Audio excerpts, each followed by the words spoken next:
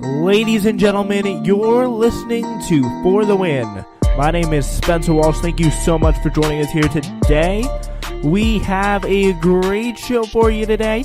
No guests, just me, solo hosting this time.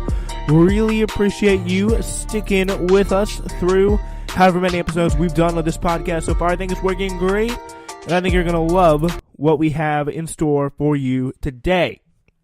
First, we start with a little bit of politics, a flavor of politics into our little soup here that we got going on. Elizabeth Warren kicked off a presidential campaign today. It happened today, folks, as Democratic Senator Elizabeth Warren formally launched her presidential campaign on Saturday, calling for an end to corruption, creation of real structural reform, and changing of the rules of democracy. Changing the rules so that democracy and the economy can work for everyone, saying, quote, "We need to put the hands back into the power of workers." So, first of all, there are really several things that I liked in this speech. It was really a big testament to good rhetoric, good imagery, and exactly what you want in a campaign speech for a populist an economic populist progressive candidate. And it was at the site of the Lawrence. It was the site of the Bread and Roses strike, I believe it is. Yeah, Bread and Roses labor strike occurred by immigrant women in the textile industry in 1912. It occurred at the factory where she spoke from today. And it was all about pretty much a awful strike where pretty much, for example, an average guy in the town, they lived till 65. The people who worked in that factory, they lived till they were 25 years old. The safety conditions were that bad. People were dying left or right. They weren't getting paid a lot of money. So this strike, organized by immigrants and immigrant women primarily, got them a, I think, 15% pay raise and better working conditions. So it was a big deal. And it was, for those of you who don't know, fun historical fact that I learned today, actually the reason why the socialist movement has the rose symbol. So that's all some pretty interesting stuff. So earlier this week, though, there has been a little bit of controversy because Warren has apologized for claiming Native American heritage, an issue that has dragged on for months as an increasing number of Democrats enter the competitive 2020 race. Because mostly the big thing, reason why it was in the news this week was the Washington Post published a State Bar of Texas registration card that Warren wrote that her name is American Indian, saying she told the newspaper that she was, quote, sorry for furthering confusion on tribal sovereignty and tribal citizenship and the harm that resulted from it. So, yeah.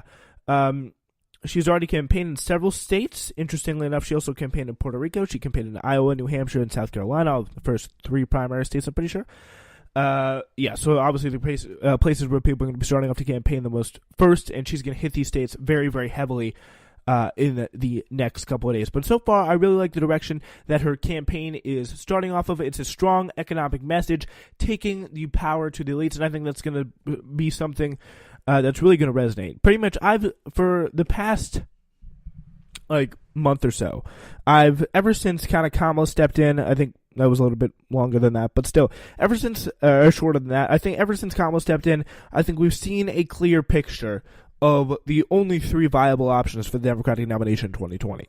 First, you have Kamala Harris, which is, I hate to say it, pretty much a new and improved Hillary Clinton. She has that awful record that I could spend a whole show on. I'm talking about the history of her as a prosecutor. She's done some good things as a prosecutor, but the good, I think, far is outweighed by the bad, the awful record that she has in terms of hurting people that she claims to identify and fight for, including minorities, people of color, that's, again, similar thing, but poor people as well, truant children, putting people in jail for that. It is some of the worst stuff I've seen, and it's not something that you really expected to see, really, someone like Kamala Harris has. But now that she's coming to run for president, this stuff has really come to more light. She's kind of the establishment option. Hillary Clinton, new and improved, as I kind of pretty much view her at this point. And also, in the middle there, you have Elizabeth Warren, who's kind of a combination between the left wing of the party, the far left wing of the party, or the furthest left elements of the party, and then you got Elizabeth Warren kind of in center. She still boldly proclaims that she is a capitalist at this day and age, and she, though, has a strong economic, populist economic message. She's a kind of I'm sure she considers herself somewhere along the lines of a New Deal Democratic type person. So, yeah. She's a good record, and of course, if Bernie Sanders runs, he'll probably be the front runner if he runs and be the best left-wing option. All right. Part of Warren's popularity has been her outspokenness against President Donald Trump, who, along with his son Donald Trump Jr., has repeatedly attacked the senator with the racist nickname Pocahontas.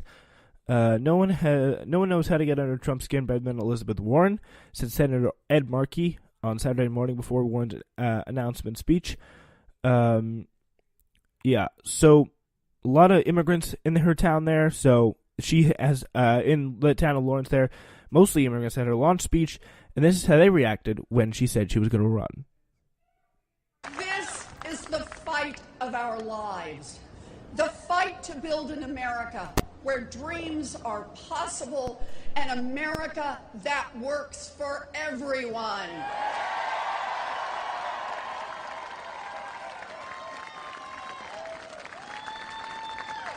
And that is why I stand here today to declare that I am a candidate for President of the United States.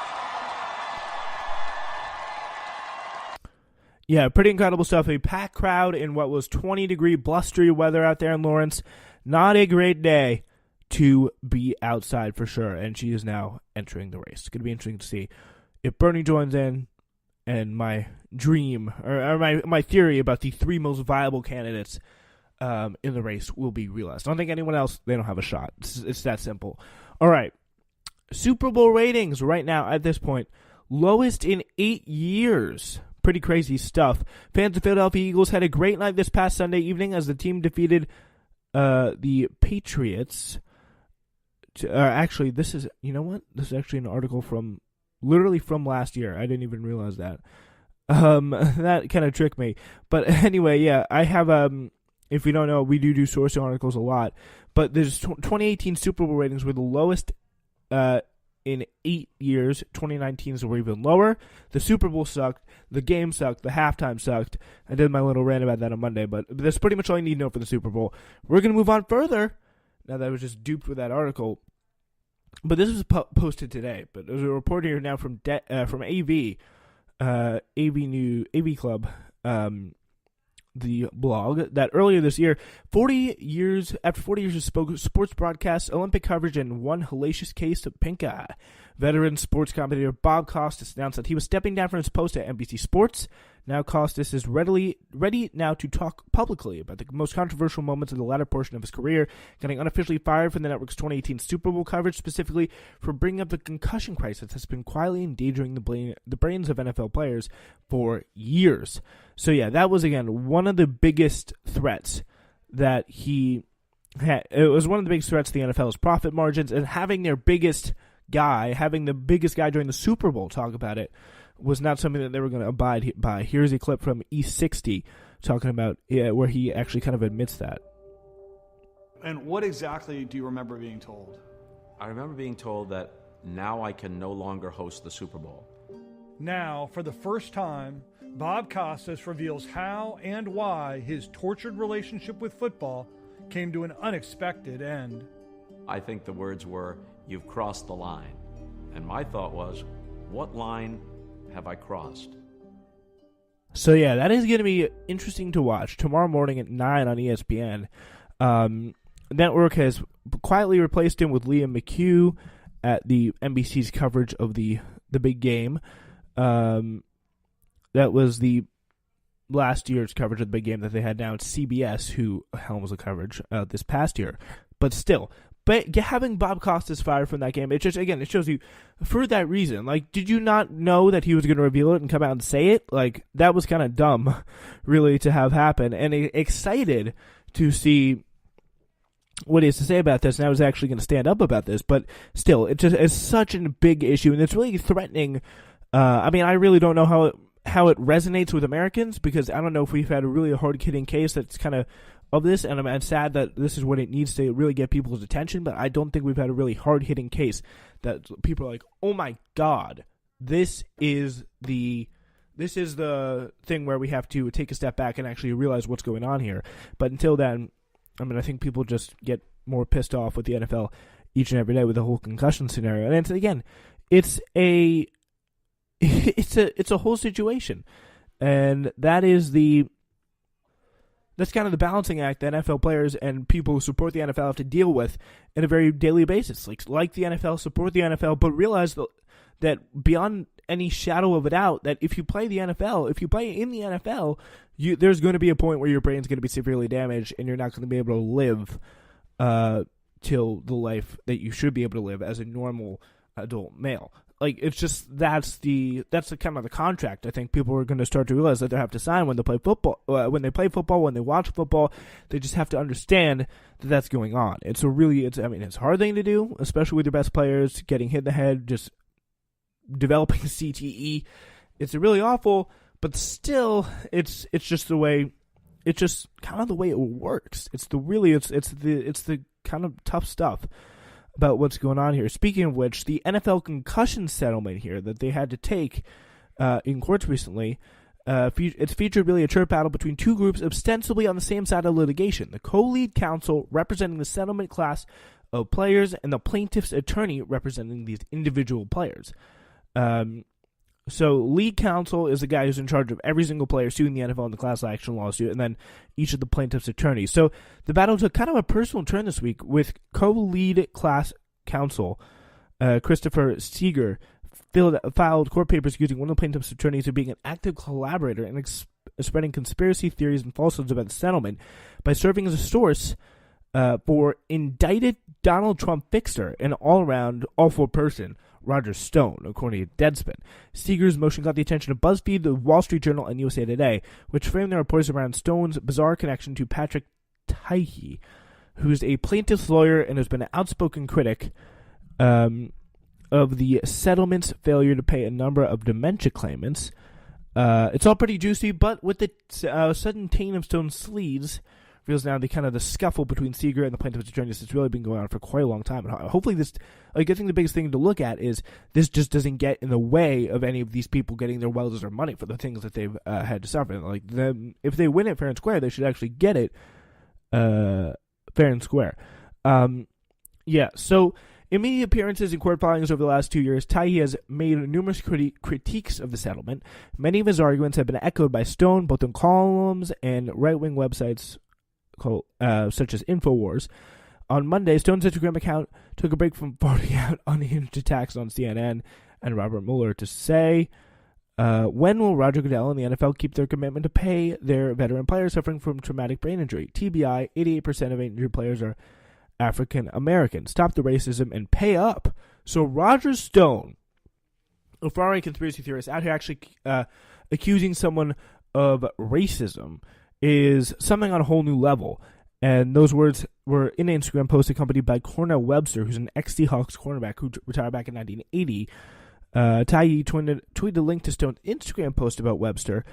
And then Webster happens also to be one of Tahi's clients. And, I mean, maybe it's a thing for money, but still, it's really strange that this is happening. And Roger Stone involved just shows you the crazy thing that the NFL, it's disturbing here because the possibility of these people not getting paid what they deserve just seems to be growing by the day.